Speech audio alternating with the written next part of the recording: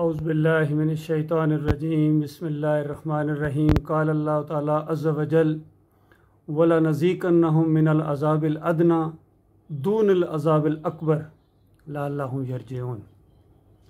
ये एक असूली बात अल्लाह ताला ने कुरान में फरमाई है कि बड़े अज़ाब से पहले हम इनके ऊपर हल्के अज़ाब के चौके लगाते हैं ताकि हमारी तरफ रुजू करें, हमें अपना इला माने, हमें अपना अकेला माबूद माने।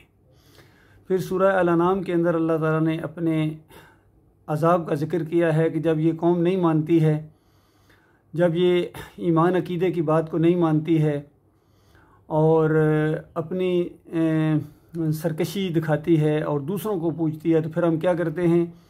3 तरह के अज़ाब का ज़िक्र वहाँ अल्लाह ताला ने किया है कि अगर तुम मेरी तरफ पलटने के लिए तैयार नहीं हो तो मैं इसके ऊपर पूरी कुदरत रखता हूँ कि मैं तुम्हारे ऊपर से अज़ाब नाजिल कर दूँ, तुम्हारे नीचे से अज़ाब ले आऊँ तुम्हें, या तुम्हें ग्रोहों में बांटूँ, फ़िरक़ों में बांटूँ, जमातों में बांटूँ और एक को पहले ताकत दूँ और दूसरे को वो पिटाई करे, फिर उसको ताकत दूँ और फिर वो अपने बदले ले पहले वाले लोगों से। तो इस तरह अदली बदली करके हम एक दूसरे के ज़रिए अज़ाब देते हैं। तो आप गौर फरमाइए अल्लाह के बंदो, अगर किसी को अल्लाह ताला ताकत देता है, इक़्तिदार देता है, दूसरे की वो पिटाई करता है, बदले लेता है, तो उसका मतलब ये नहीं है कि अब उससे अल्लाह राज़ी हो गया है, फिर अब दूसरे को अल्लाह इक़्तिदार दे रहा है, अब उससे अल्लाह राज़ी हो गया है, उसको अल्लाह ने इज़्ज़त दे दिया। ये नहीं है। अल्लाह के इस अंदाज़ को समझने की कोशिश करो, कुरान को समझने की कोशिश करो। तो ये जो मौजूदा सूरत हाल बनी हुई है मुल्क के अंदर, ये बहुत ही तशवीशनाक है और जिसके अंदर भी ज़रा सा भी दिल है और हमदर्दी है और मुल्क का और कौम का खैर ख्वाह है, उसका दिल कुड़ता है। और अगर उसके पास एक सलूशन है तो यकीनन उसको पेश करना चाहिए। और आजकल ये सोशल मीडिया का दौर है, जिसके पास मोबाइल है गोया उसके पास ज़ुबान है, उसके पास कान है, उसके पास आँखें, तो वो इसमें पार्टिसिपेट करे। मैं आपका भाई हूँ, मेरा अपना एक चैनल है, उसके ऊपर मैंने हमेशा ईमान खालिस के ऊपर फोकस किया है। और बल्कि इससे पहले मैंने आज से 5-6 साल पहले मैंने, बल्कि अब तो ज़्यादा वक्त हुआ, 8 साल पहले मैंने एक पूरी किताब इसके ऊपर लिखी, the unique solution to Pakistan crisis. और उसमें इमरान खान साहब के लिए, अभी वो इक़्तिदार में भी नहीं आए थे, पूरा एक मैंने चैप्टर नाम लेके उनको एक उसमें डाला और पूरी तरह उनको हमने उसमें राय दी कि अगर आप आगे आना चाह रहे हैं और सही मानों में अगर आप खैर ख्वाह हैं कौम के, तो ये करें। लेकिन वो किताब पता नहीं उन तक पहुंची या नहीं पहुंची। इनके सिस्टम भी ऐसे होते हैं, फिर इतने ज़्यादा मसरूफ़ हो जाते हैं कि इनको फिर अल्लाह की बात सुनने के लिए भी इनके पास वक्त नहीं होता है। बहरहाल अल्लाह ने उनको मौका दिया, लेकिन उसका नतीजा क्या निकला। और अब यो कल इन्होंने एक इंटरव्यू दिया है, या वो प्रेस कॉन्फ्रेंस टाइप है, जिसमें डॉक्टर यास्मीन भी साथ बैठी हुई हैं। तो उसमें उन्होंने भी गुफ्तगू की और इमरान खान साहब ने भी गुफ्तगू की। पहले थोड़ी सी वो गुफ्तगू सुने और फिर उसके ऊपर मैं मज़ीद इंशाअल्लाह तबसरा करूँगा, कमेंट्स करूँगा। इन्होंने वो तेल नहीं लिया जो हिंदुस्तान ने लिया, जबकि हिंदुस्तान एक स्ट्रेटेजिक एलाय है अमेरिका का। उसके बावजूद उन्होंने सस्ता तेल लिया और आज अपने कौम को फायदा पहुंचाए। ये है फर्क एक आज़ाद फॉरेन पॉलिसी का, एक गुलामाना फॉरेन पॉलिसी का, जिसकी वजह से उन्होंने ये मेरे खिलाफ साजिश की। उस मुरासले में लिखा हुआ है कि इमरान खान रूस क्यों गया, लिखा हुआ है उसके अंदर उन्होंने। और दूसरी वजह हमारे प्रोटेस्ट की ये थी कि एक ये कि हम किसी किस्म में, हम आज़ाद लोग हैं, हमारा मुल्क बना था ला इलाहा इल्लल्लाह के नाम पे। हमारा नारा वो ये था कि हम सिवाय अल्लाह के किसी के सामने नहीं झुकते। ये ज़रूरी नहीं होता कि बुत के सामने झुकना शिर्क है, ये आप खौफ के बुत के सामने भी शिर्क है, लालच भी शिर्क है। आप जब भी किसी से डर के अपने ज़मीर को बेचते हैं, ये सब शिर्क है। तो हम तो इसको कभी मानेंगे नहीं, इस इम्पोर्टेड हुकूमत को, और इसलिए हमारा प्रोटेस्ट एक वजह ये।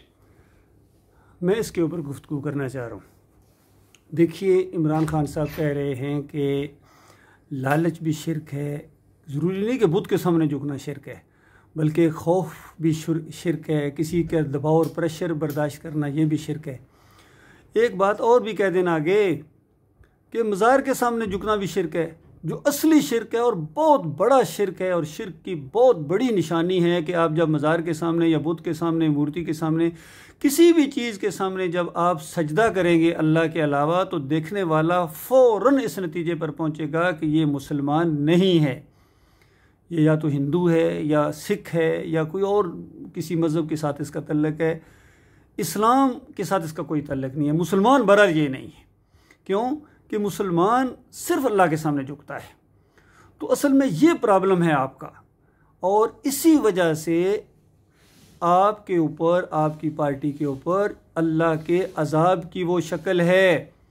देखिए, पहले 3.5 साल जब आप इक़्तिदार में थे तो उन्होंने भी सुख का सांस नहीं लिया है। कितने जेलों में गए हैं, कितने हैं उनको बातें सुनना पड़ी हैं, कितने हैं उनको मुल्क से भागना पड़ा है। शौक़ से तो कोई नहीं जाता है ना, किसी न किसी डर की वजह से जाता है, खौफ की वजह से जाता है, और उसको डर होता है मुझे जेल में रखा जाएगा। तो ये उनके ऊपर अल्लाह का अजाब था, आप उनके ऊपर अल्लाह का अजाब बन के आए थे। जिस तरह मुझे अभी तक याद है, जरदारी साहब से किसी ने एक दफ़ा पूछा, मिस्टर 10%, ये जो तुम करते हो ये अल्लाह से डरो, अल्लाह का अजाब आएगा तुम्हारे ऊपर। उसने कहा मैं अल्लाह का अजाब बन के आया हूँ इनके ऊपर। तो इसी अंदाज से अल्लाह अपने दुश्मनों को मुसल्लत करता है, और हर वो आदमी जो अल्लाह के साथ शरीक ठहराता है वो अल्लाह का दोस्त नहीं है, अल्लाह का वली नहीं है, वो अल्लाह का दुश्मन है, अल्लाह उसका दुश्मन है, अल्लाह शिर्क का दुश्मन है।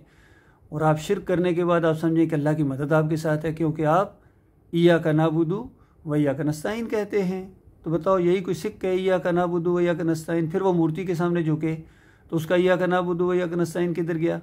इसी तरह कोई अगर यहूदी या ईसाई इय्याका नअबुदु व इय्याका नस्तईन के, वो भी अपनी ज़ुबान में कहते हैं गॉड और ये वो तेरी इबादत करते हैं, लेकिन साथ साथ ईसा अलैहिस्सलाम को अल्लाह का बेटा मानते हैं, उज़ैर अलैहिस्सलाम को अल्लाह की ज़ात का टुकड़ा मानते हैं, उनको पुकारते हैं और उनकी वो सलीब के सामने झुकते हैं, सजदे करते हैं। तो ये सब कुछ शिर्क है, वो अल्लाह के प्यारे नहीं हैं, अल्लाह के दुश्मन है, बल्कि अल्लाह ने लानत उनके ऊपर भेजी है और लानत का ऐलान कर दिया आखिरी नबी मोहम्मद सल्लल्लाहु अलैहि वसल्लम के ज़रिए।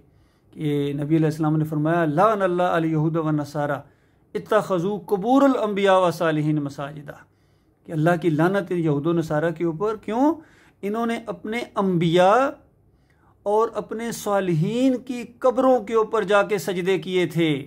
तो अल्लाह ताला इन सजदे करने वालों को, चाहे ये सालिहीन हों, ज़ाहिर बात है आपने अपनी तरफ से नेक आदमी समझ के सजदा किया, और आपने बाद में इंटरव्यू में भी बताया है कि मैंने वो जो सजदा किया है वो मोहब्बत की वजह से किया है, ये शिर्क वाला नहीं है, ये मोहब्बत वाला सजदा है, क्योंकि वो बड़ी हस्ती थे और ये थे और वो थे। ये और बात कितनी बड़ी हस्ती थे वो उनकी किताबें पढ़ने से आपको पता चलेगा।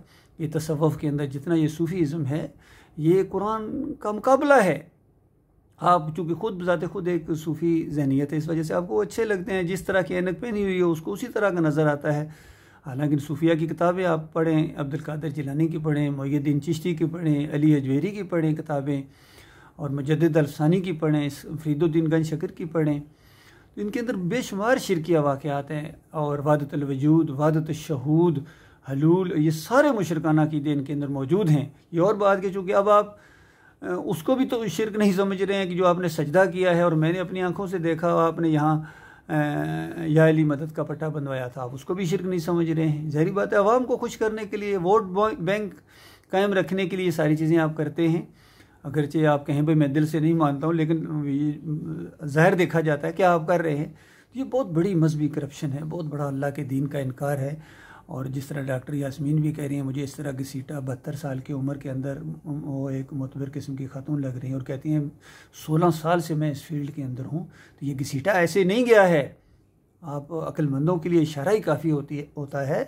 ये अल्लाह का अजाब है जो अल्लाह ताला अपने दुश्मनों के ज़रिए आपको दे रहा है। और फिर आपके भी इरादे बड़े वो हैं कि अब मैं 2/3 अक्सरियत लेके आऊँगा, फिर मैं एक को निपटूंगा। हमने वीडियो सेव कर लिए हैं, ज़ाहिर बात है, देखा अल्लाह की बात कितनी सच्ची है। फिर अल्लाह ताला आपको ताकत दे के अगर उनको पिटवाएगा तो आप समझेंगे कि अब मेरे ऊपर अल्लाह मेहरबान हो गया है। अब अल्लाह चाहे जिसको इज़्ज़त दे जी। तो मैं आपको साफ बता रहा हूँ मेरे प्यारे भाइयों, जिस फील्ड के अंदर आप मेहनतें कर रहे हैं, ये सारी आपकी राय कहाँ जाएंगी। ये जमहूरियत का सिस्टम, चाहे ये पार्लिमानी हो, सदारती हो, ये अवाम की खुदाई है। आपको अवाम के सामने जाना पड़ेगा, उनके पाबंद हैं, उनकी वोटों के ज़रिए आप आएंगे। ये इस्लाम का सिस्टम नहीं है। फिर आप बार बार अपने जलसों में भी कहते हैं, अपने इंटरव्यूज़ में भी कहते हैं मैं 25 साल वहाँ रहा, वो बरतानिया के अंदर रहा, वहाँ का सिस्टम मैंने देखा। आप उनसे मुतासर हैं और आप फिर नाम लेते हैं कभी मदीना रियासत का, कभी कुरान की कोई आयत बीच में से निकाल लेते हैं। ये मजबूरी है आपकी, क्योंकि इसके बगैर काम चलता नहीं है। मैंने कल परसों की वीडियो में एक बात बताई थी अपने नवाज शरीफ साहब भी यही कहते हैं देखो कुरान में लिखा हुआ है कि किसी की ग़ीबत नहीं करनी चाहिए, किसी के पीठ पीछे बात नहीं करनी चाहिए, उसकी टांग नहीं खींचनी चाहिए। गोया ये कहना चाह रहे थे कि मैं जितनी मर्ज़ी करप्शन मैंने की है, जो मर्ज़ी मैंने पाकिस्तान को लूटा है और सब कुछ किया है, तो मेरे पीठ पीछे क्यों टांगे खींच रहे हो, क्यों मुझे बदनाम कर रहे हो? ये तो भाई का गोश्त खाने के बराबर है। और अगर उसके अंदर वो चीज़ें मौजूद नहीं है जो इल्ज़ाम लगा रहे हो, तो फिर तो बोतान है। इस तरीके से वो ये साबित करने की कोशिश कर रहे थे। ये कुरान से उनको किस अंदाज से साबित करने की कोशिश की, ये सारे करते रहते हैं। शहबाज शरीफ साहब भी कुरान को इस्तेमाल करते हैं, और फजलुर रहमान साहब ने तो ठेका लिया हुआ दीन का, और कुरान तो बस सिर्फ उन्हीं का है, किसी और का तो है ही नहीं है। चाहे वो कुरान के एक एक सफ़े का इनकार करें, पहले आयत का, पहले सफ़े का इनकार करें, सूरह फातिहा का इनकार करें, इय्याका नअबुदु व इय्याका नस्तईन का इनकार आप जिस तरह कर रहे हैं, ये पढ़ते हैं और फिर जाके लेट जाते हैं, कहते हैं अल्लाह तेरी इबादत करता हूँ, तुझसे मदद मांगता हूँ, मैं किसी के और के सामने नहीं झुकता हूँ। फिर आप मज़ार के सामने झुक जाते हैं। ये इस आयत का इनकार है। इसी तरह महमूदुल हसन साहब ने लिखा, इसी आयत का हाशिया चढ़ाया, आप पढ़ लीजिए कि इस आयत शरीफा से मालूम हुआ कि अल्लाह के नेक बंदों को, मकबूल बंदों को खालस वास्ता रहमत इलाही समझ कर अगर पुकारा जाए तो ये भी अल्लाह ही को पुकारना है। बताइए कितना बड़ा जुर्म है। पहली आयत जो तौहीद किया, इन्होंने इसको शिर्क के अंदर बदली कर दिया। इसी तरह अशरफ अली थानवी साहब कहते हैं कि अल्लाह के बंदों को नबी का बंदा कहा जा सकता है, कुरान में लिखा हुआ है। फिर एक और हज़रत मुफस्सर साहब आए दावतुल कुरान वाले, उन्होंने कहा कि अल्लाह के बंदे यूसुफ अलैहिस्सलाम को सजदा, ये अल्लाह ही को सजदा है। बताइए किस तरह इन्होंने कुरान का इनकार किया। और बिल्कुल आपका भी वही मौका कि गन शकर के सामने जो मैंने सजदा किया है ना, असल में ये ऐसा मजहबी सजदा है जिससे यानी अल्लाह भी खुश हुआ होगा, वो बुज़ुर्ग भी खुश हुआ होगा और सारी अवाम खुश हुई है। लेकिन याद रखना, वो अल्लाह इस सजदे को शिर्क कहता है। वो अल्लाह ताला नाराज़ है आपसे, और अभी भी मौका है। अल्लाह ताला ने आपको बड़ी सलाहियत दी है, इस सलाहियत को अल्लाह के दीन की तरफ फेरें।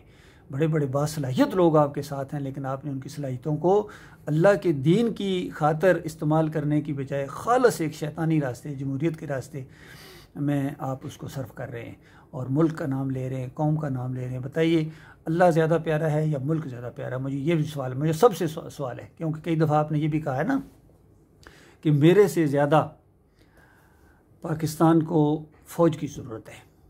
बिल्कुल सही बात है। बताइए कि मुल्क को फ़ौज की ज़्यादा ज़रूरत है या मुल्क को अल्लाह की ज़्यादा ज़रूरत है? ये बताइए मुझे। अगर अल्लाह आपके साथ नहीं है और फ़ौज आपकी डबल मजबूत कर दो, क्या बनेगा? सबसे ज़्यादा अल्लाह की ज़रूरत है हमें। ईमान जैसे कहते हैं, अकीदा जैसे कहते हैं, हमें अल्लाह की ज़रूरत है। पहले अल्लाह को साथ लो, फिर देखना क्या होता है। पहले अल्लाह को साथ लो, अपने ईमान को खालस करो। मेरी कौम के लोगों, मैं आपका भाई हूँ, मैं कोई मौलवी पीर नहीं हूँ, ना ही कोई सियासतदान हूँ, ना दानिश्वर हूँ। मैं एक सादा सा मुसलमान हूँ, एक फ़ौजी अफसर हूँ। 7 पंजाब रेजिमेंट में मैंने यही बात आज से 38 साल पहले कही थी, यही बात। तो उसके बाद उन्होंने, वो ज़ाहिर बात इस चीज़ को नहीं बर्दाश्त करते, कोई भी बर्दाश्त नहीं करता। आपको भी परेशानी हो रही होगी ये बात सुन के कि ये क्या बात बीच में आ गई, ये हकीकत है। तो इस बात के ऊपर गौर किया जाए, इंसाफ सही मानों में किया जाए, तौहीद को माना जाए। वहाँ भी मैंने यही बात कही थी कि देखो दम दम अली अली का नारा लगाते हो, ये मॉर्निंग पीटी परेड में जवानों, ये शिरक है, ये ना लगाओ। नारा तकबीर लगाओ, एक अल्लाह को पुकारो। अली रज़ी अल्लाह अल्लाह को पुकारते थे, लेकिन हमारे कर्नल नजमुल हसन मलिक जो कमांड कर रहे थे, उन्होंने इसको केस बना दिया। और आज भी मेरी उसमें मेडिकल हिस्ट्री के अंदर लिखा हुआ है, जनरल बाजवा साहब इसको नोट कर लें, चेक करवाएं। जो CMH में अभी भी वो पड़ी होगी, मेरा 23232 मेरा PA नंबर है। 7 पंजाब से मैं रिटायर्ड हूँ, 70th PA में लॉन्ग कोर्स है, JCB 9। तो उसके अंदर अभी तक वो मेरी जो मेडिकल हिस्ट्री होती है, जो CO बेचता है, और उस पर मेरे बल्कि दस्तखत कराए गए कि आपके CO ने आपके ऊपर ये आपकी हिस्ट्री लिखी है, इस केस की बैकग्राउंड, उसमें बाकायदा अभी तक उस फाइल के अंदर फलाह का रास्ता पड़ा हुआ है। जो 4 सफ़ों का वो एक है जिसमें तौहीद की, और वो हमारे फ़ौजी अफसर ने लिखी थी, कालिम दीन ने। उसको मैं पढ़ा जब, तो मैं उससे बहुत ज़्यादा मुतासर हुआ कि बाकी सच्ची बात है, अल्लाह के अलावा किसी और को आलमुल गैब समझना, उसको पुकारना, उसके रुकू और सजदे करना, ये तो शिरक है। तो इतनी बात थी, वो भी लिखी हुई है। तो बताइए ये एक मेडिकल केस है या एक नज़रियाती केस है? इस केस को जब भी आप खोलेंगे तो एक नज़रियाती केस है, अल्लाह की तौहीद का मामला है, आप इसको साथ देना चाहिए। ये है हक़ के साथ खड़ा होना। कभी आप हक़ के साथ खड़े हों, वतवासो बिल हक़ करें ना। किसी जलसे में आपने नहीं कहा कि लोगों तुम्हारा दाता अल्लाह है, अली जो है दाता नहीं है। अली रज़ी अल्लाह अन्हु मुश्किल कुशा नहीं है, अल्लाह मुश्किल कुशा है। और इनकी नज़र व न्याज नहीं है। 11वीं 12वीं ये मिलाद और ये सारी चीज़ें, 10 मुहर्रम के कुंडे शरबत हलीम ना घोटो, शिरक है, घोड़े की पूजा ना करो। ज़रा कहे ना, कौन आपको वोट देगा, कुर्सियाँ उठा के मारेंगे आपको। तो ये हक़ को बयान करना या हक़ का साथ देना ये कोई बच्चों का खेल नहीं है। बाकी अपनी तरफ से आप कहते नहीं हक़ को बातिल की जंग है, नहीं, ये दो बातिल आपस में टकरा रहे हैं। ये आपका खालिस इक़्तिदार का आपस में झगड़ा है। पाकिस्तान और मुल्क की आज़ादी की वाक़ई हो सकता है आप आज़ादी की जंग लड़ रहे हो, और भी कौमें जंग लड़ती है। पहले भी, आज से 75 साल पहले भी तो आज़ादी की जंग लड़ी गई थी, कितने मरे थे। तो बताइए 75 साल बाद नतीजा क्या निकला। इसी तरह आपने जो वो मरवा दिए, कितने बंदे मरवा दिए, बताए वो किसके खाते में। आप कह रहे हैं आज ये शहीद हो गए, इस्लाम का बड़ा शहीद में। फिर इस्लाम में शहीद का मामला है, वो तो अल्लाह के दीन की खातिर जो करता है। इन्होंने तो आपकी खातिर जाने दी हैं, या ज़्यादा से ज़्यादा कह सकते हैं मुल्क की खातिर जाने दी हैं, अल्लाह की खातिर तो नहीं दी हैं। तो मुल्क बज़ाते खुद उस वक्त है जब आप अल्लाह के हैं, अल्लाह आपके साथ हैं, फिर आपका मुल्क भी है, आपकी कौम भी है, सारी चीज़ें हैं, मुसलमान कौम है। और बाकी अगर आप अल्लाह को पीछे करके, शिरक करके, सजदे करके इन मूर्तियों के सामने, दरगाहों के सामने और या अली मदद के नारे लगा के आपके फिर बैंड बाजा म्यूज़िक सब कुछ चल रहा है, बताइए ये दीन है? किसको धोखा दे रहे हैं? लिल्लाह तौबा करें, माफ़ी मांगें अपने मालिक और खालिक से, अल्लाह ताला माफ़ कर देगा। और उसके बाद अपना रुख जो है ईमान खालिस की तरफ फेर दें। अल्लाह ताला आपको इसकी तौफीक अता फरमाए।